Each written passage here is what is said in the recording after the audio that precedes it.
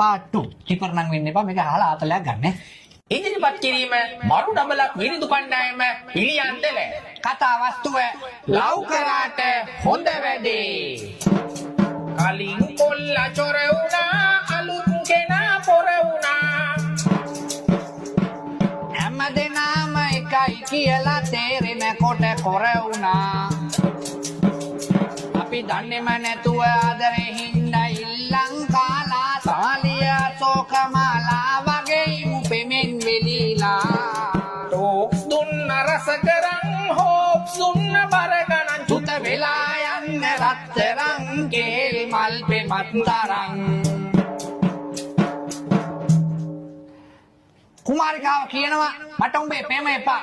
චුත වෙලා යන්න රත්තරන්. මට උඹේ පෙම අවශ්‍ය නැහැ. කුමාරයාට මේ කාලේ හර්ධවස්සෝ පුපුරන්න වගේ කුමාරයා මෙන්න මෙහෙම කියනවා.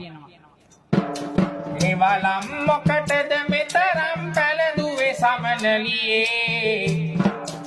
උස්සඩි පාවහන් යුගලයයි විසිවි ලොල්ලේ.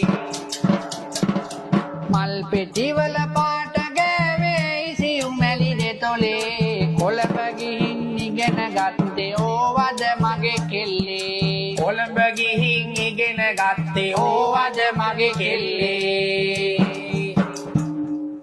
කුමාරයා කියනවා උඹ කොළඹ ගිහිල්ලා මේ සම්පූර්ණ චරිතය විනාශ කරන් තියෙන්නේ. උඹ කොළඹ ගිහිල්ලා එක එක විකාර කරන්නේ. මෙවලම් දාගෙන පාට දාගෙන විකාර කරන්නේ කියලා කුමාරිකාවට චෝදනා කරනවා. කුමාරිකාවේ චෝදනා දරා ගන්න බැරුව කුමාරිකාව යනවා කුමාරිකාවගේ ජීවිතය ගැන තීරණයක් ගන්න. කුමාරයා දකිනවා කුමාරිකාව නිතින් මේ යන්නේ කෝච්චියට බෙල්ල තියන්න. මේක මහා පිස්සු විකාර තීරණයක්. කුමාරයා කුමාරිකාවගේ හිත හදන්න මෙන්න මෙහෙම කියනවා. පෙරුම් පුරාගෙන ආසංසාරේ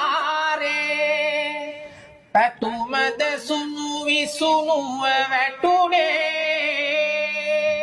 කාටද රිදුනේ ගෞරුද ඇඬුවේ තුම්රිය මොහොතා